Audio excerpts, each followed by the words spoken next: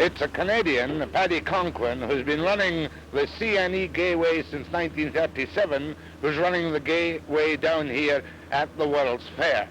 Paddy, maybe a kind of a blunt question, but what'll the prices be like? Are they going to be high, or are they going to be low, or decent for the average family when they come to the World's Fair Gayway? The prices are going to be extremely low. It may interest our viewers to know that there will be nothing more than 50 cents, and only one attraction at 50 cents, 7 at 35 cents, and 11 of them at 25 cents. We're trying to make it within the reach of everyone, rich or poor, to have a little fun here at the Gayway at the World's Fair.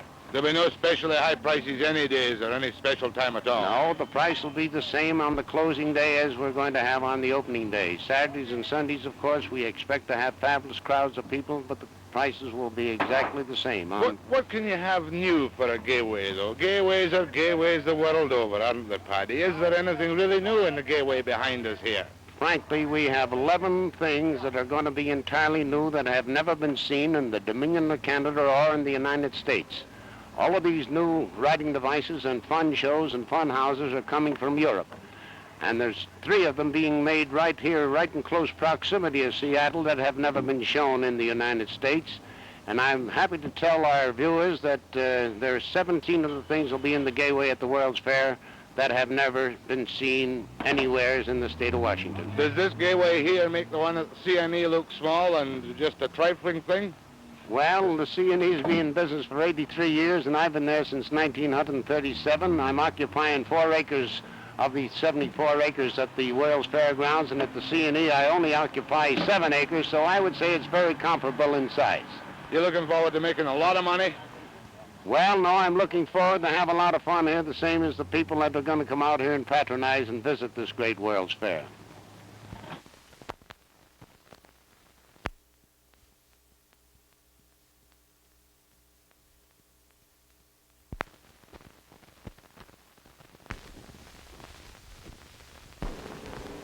Well, here we are standing at the exit to the monorail in the shadow of the Space Needle, and with me is Hogue Sullivan, the Space Needle manager. Now, Hogue, how close are you to being ready for opening day on April 21? Jack, we're running awfully close. Actually, we get our final elevator April 20th, which is the day before opening. We're working overtime. We're working 7 days a week. As you've seen from the activity around here now, it's a pretty busy place. If you want to figure something unusual, if you look right up there, there's 146 men working there right now.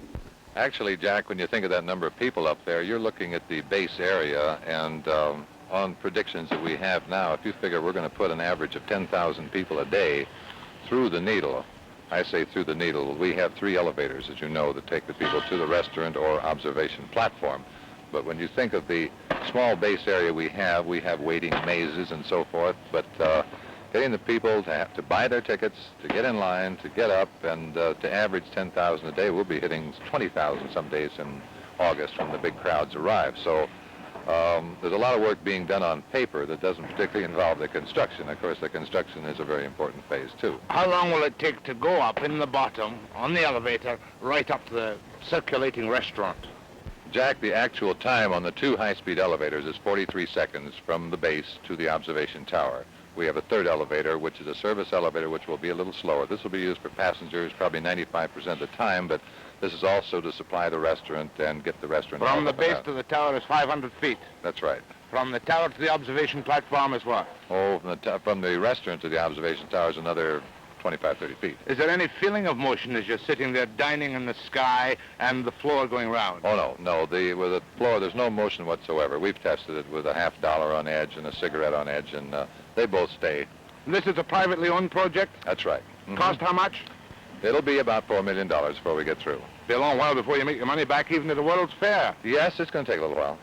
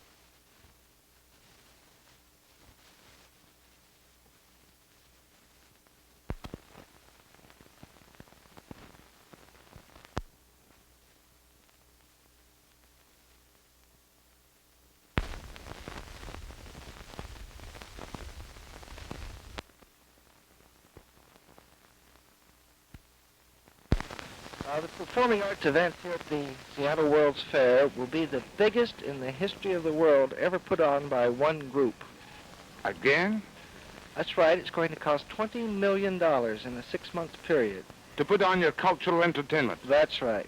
From the plans I see, it's going to be a kind of 4-ring circus in different cultural grades, right? That's right. We'll have an arena, and in there we'll have big-name bands, Count Basie, Benny Goodman, things like this. We'll have a 12,000-seat stadium where we'll have free attractions all day long. There'll be circus acts, horse shows, everything like that. Then we'll have the Opera House, which will be kind of our long hair thing. And in the Opera House we'll have, for instance, we're going to open it with Van Cliburn and Igor Stravinsky.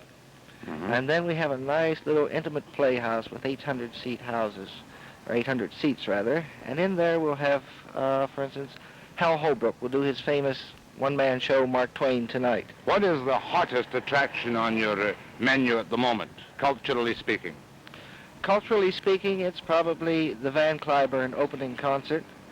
And right after that comes the Old Vic Company from London. Now, when you say $20 million project, this frightens me about prices. What about prices? Are they going to be sky high and frighten us away? They'll be the cheapest you can find them in the country. Be much lower than you would pay at a normal theater. For instance, the Old Vic Company, you'll be able to get to see it for around $2.75. Your top price will be what? On the Old Vic will be $5. Now, why are the sales for the tickets for these events not on sale yet up in Vancouver and Outway points? The only place you'll be able to get the tickets for people in Vancouver will be here at the fair. And you can get those by writing into Box 9000 QA. What's your deficit going to be on your entertainment budget when you wrap up at the end of the 6 months? That's a hard question to answer. We're hoping to break even. We know we won't make money. But you're going to have fun. We're going to have fun, right. I think...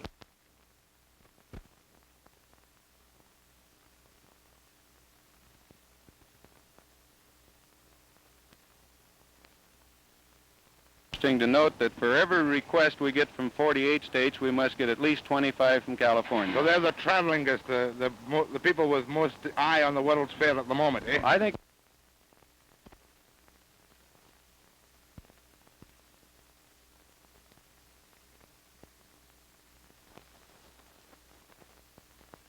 Mr. Lee, there's one facet which I know is worrying you. A national news magazine said bluntly in black and white that Seattle's nearly totally sold out for lodgings. What is the truth of the lodging accommodation for visitors from BC or anywhere else for the 6-month period of the World Fair? Well, Mr. Webster, we have accommodations for all periods of the fair. We have yet to refuse accommodations to any single inquiry. Now, we're aware of the magazine article, and we did take some action to get a correction on that, but unfortunately they were unable to publish it in the letters to the editors. It'll be reverse good publicity. You're now able to stress that there is ample accommodation. There are ample accommodations, and we're very confident that we will have accommodations all through the fair at any time that people wish to come. At what prices, though? This kind of worries the people from BC, perhaps, you know? Well, for 2 people, we go from $7 low to $17 high, which we think is it's a price area that would be, we could compare to any area at any time. No real increase from last year, up a little bit maybe. Well, there's no increase. We have the same rates right now that were established for the 1961 tourist season, carried through. What kind of bookings do you have now? Your Expo Lodging actually conducts bookings for individuals, does it? That's absolutely correct, for individuals and groups, and convention groups also. Then, of course, we are finding that this fair apparently is going to be the greatest attraction for youth groups of any fair that we've ever had in the past. We have many, many of those. Let me give you just a small example of what we go through. In a 5-day period of last week, we had 5,100 requests by mail for accommodations, and these involved 30,600 nights that people would be staying in Seattle, which gives us an average stay of 6 days per request.